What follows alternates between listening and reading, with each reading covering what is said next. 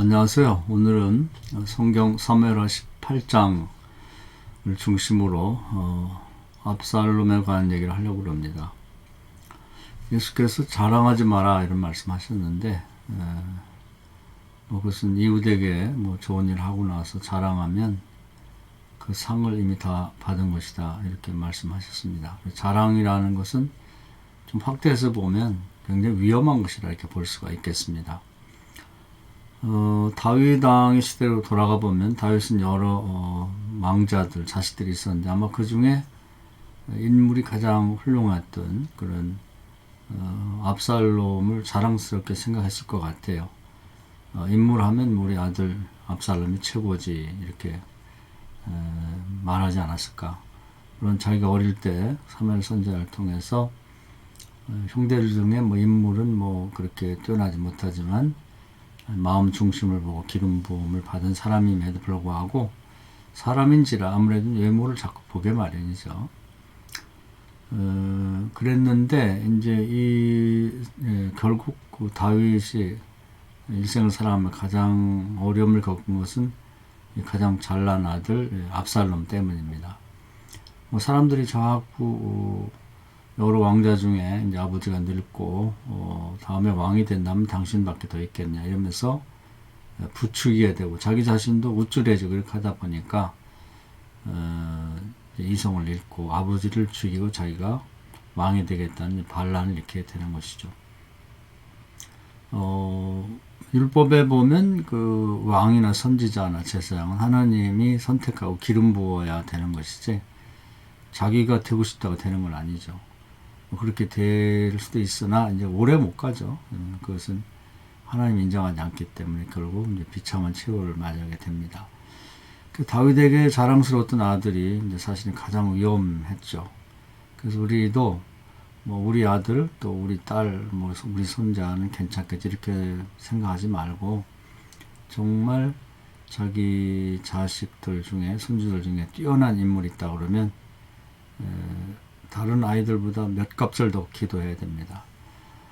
교회 밖에서도 흔히 미인 방맹이라 이런 말이 있습니다. 잘난 사람은 어려움도 많고 또 일찍 죽고 여러 가지 복이 없다 이런 얘기를 하는데 그것은 인류가 오랜 동안 경험을 해보니까 그렇다는 것이죠. 그래서 과거의 지혜로운 어른들은 자기 자식이나 손주가 너무 잘 나서 이렇게 태어나면 혹시 사탄이나 귀신이 질투할까봐 이름을 개똥이라 짓기도 했습니다. 또 말을 할 때도 어쩜 이렇게 예쁘고 잘생겼냐고 말하기보다는 어쩜 그렇게 못났냐 이 못난 녀석아 이렇게 역으로 말을 한 일이 있죠. 호사다마라 그런 말이 있는데 좋은 일에 이제 마귀가 많이 낀다고 이렇게 사람들로부터 칭찬받고 또 인정받고 이렇게 되면 질투의 대상이 되는 것 같아요. 영적으로도 그렇고 육신적으로도 그렇고. 그래서 잘난 것, 너무너무 잘난 것은 너무 못난 것과 마찬가지로 극과 극은 통한다고 이제 많은 기도의 대상이 됩니다. 일종의 장애라고 봐야 돼요. 너무 잘난 건 장애라고 보는 것이 마땅합니다. 그래서 성경에 보면 이제 외모를 잘 묘사하지 않는데 그 사울 왕이 준수했다 이렇게 남자로서 준수하다는 말 한마디 속에 이제 굉장히 그 외모가 잘났다는 걸 알 수가 있겠고요. 또 압살롬은 정수리부터 발바닥까지 흠이 없고 또 머리가 잘 길러가지고 탐스러워서 이제 머리에서부터 머리털이 허리까지 내려왔다. 그래서 아마 멋진 백마를 타고 바람결에 머리를 날리고 달리면 요즘 아이들이 좋아하는 꽃미남이었던 것 같아요. 그래서 이제 그 외모를 언급한 거 보니까 정말 잘 났던 것 같습니다. 근데 결국은 이제 그 아들을 자랑스럽게 생각했는데 그 아들이 주변에 그 생각 없는 믿음 없는 사람들이 하나님 뜻과 무관하게 기름 부으심도 없고 하나님의 선택받지도 못했는데 그 부추겨 가지고 왕을 삼겠다고 그랬죠. 그래서 거의 왕이 됐죠. 왕이라고 불림받기도 하고 또 많은 추종자들을 거느리고 아버지를 죽이겠다고 그렇게 반란을 일으켜서 아버지를 추격해서 실제 죽이려고 전쟁을 벌였으니까요. 그래서 자랑이라고 하는 것, 그 자랑의 대상이 되면 이제 본인은 굉장히 우쭐하고 이제 교만해지죠. 내가 이만큼 잘났다. 그러니까 나는 이런 대우를 받아도 되고, 내가 이런 지위와 권세를 누리는 것이 당연하다. 이렇게 생각하는데, 그 굉장히 위험한 것입니다. 뭐 훌륭하면서도 불구하고 겸손하면 뭐 더할 나위 없이 좋죠. 그래서 어거스틴은 첫 번째도 겸손, 두 번째도 겸손, 세 번째도 겸손한 것이 좋다. 이 겸손함이 그리스도의 향기, 그리스도의 성품이죠. 교만함은 뭐 C.S. 루이스가 얘기했습니다만은 그 지옥에 있는 사단의 성품, 사단의 냄새다 이렇게 말하고 있습니다. 그 자문에는 교만함이 이제 패망의 선봉이다 이렇게 말을 하고 있기 때문에 굉장히 위험한 것이죠. 그래서 우리가 그걸 늘 경계해야 됩니다. 우리 각자는 내가 남보다 우월한 것이 뭐가 있나 이렇게 생각해 보고 그것이 자랑으로 드러나지 않도록 굉장히 노력을 많이 해야 됩니다.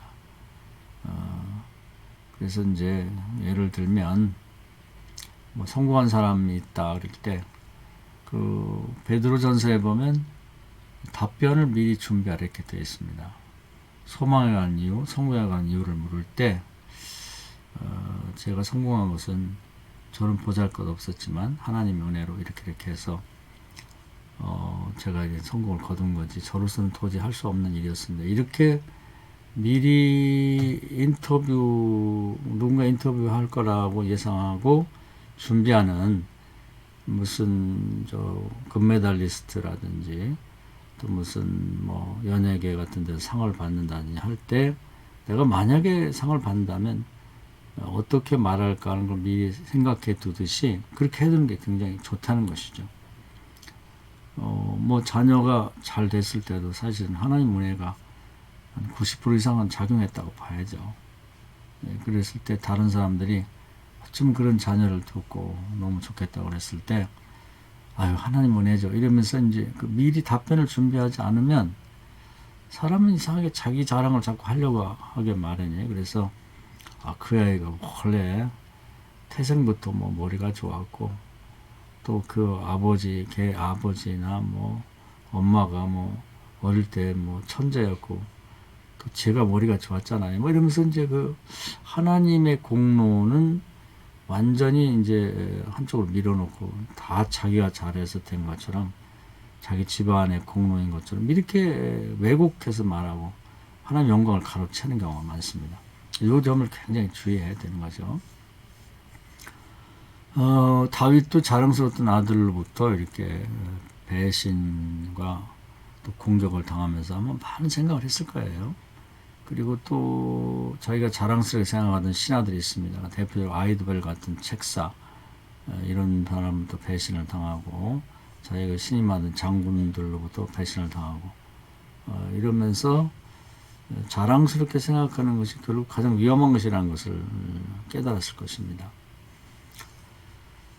그리고 이제 다윗의 입장에서 살펴봤고요. 이제 압살롬의 입장에서 보면은 뭐 특히 외모에서 가장 특색 있는 것이 머리털이었던 것 같아요. 뭐 흠이 없는 피부 또 잘생긴 몸매 뭐 이런 것이 다 중요하지만 그 외모의 특징으로 보면 여자도 아니고 남자가 그렇게 긴 머리를 잘 관리해서 허리까지 늘어뜨리고 말 타고 달리면서 그 바람에 휘날리는 모습은 좀 멋있을 것 같아요.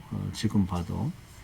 그게 자랑스러웠는데 결국 압살롬의 군대와 그리고 이제 아버지인 다윗의 군대가 서로 싸웠는데 결국 뭐 다윗의 군대는 많은 전쟁을 통해서 실전 경험을 가진 그런 군인들이었고 또 압살롬은 이제 뭐 전쟁을 처음 치르는 그런 초짜라고 봐야죠. 그러다 보니까 뭐 전쟁에서 승패는 이미 결정난 거고, 결국 이제 전세가 불리해지자 압살롬을 지지하는 군인들이 다 도망가고 압살롬도 이제 도망치게 됐는데, 마침 그 전쟁이 벌어진 장소가 상수리 나무가 우거진 숲속이었던 것 같습니다. 그래서 결국 이제 다들 도망가니까 압살롬도 그 상수리 나무 가지가 뭐 높은 가지도 있고 낮은 가지도 있겠죠. 뭐 길이 있는 것도 아니고 그러니까 말 타고 그 상수리 나무 밑을 숲속을 지나왔던 것 같습니다. 그러다 보니까 자랑스러웠던 그 머리털이 바람에 휘날리면서 어느 좀 늘어진 가지, 상수리나무 가지에 딱 걸린 것 같아요. 그러니까 그 머리털이 이제 몇 가닥은 잘 뽑히지만 그게 한 주먹, 두 주먹 잡으면 그게 잘 안 뽑힙니다. 그 젊은이의 머리털이다 보니까 굉장히 힘이 있고, 그래서 결국 말은 빠져 도망가고 마치 목매다른 사람처럼 그 머리털이 상수리나무 가지에 걸려서 대롱대롱 매달린 그런 정말 모양 빠지는 그런 형태가 되고 말았죠.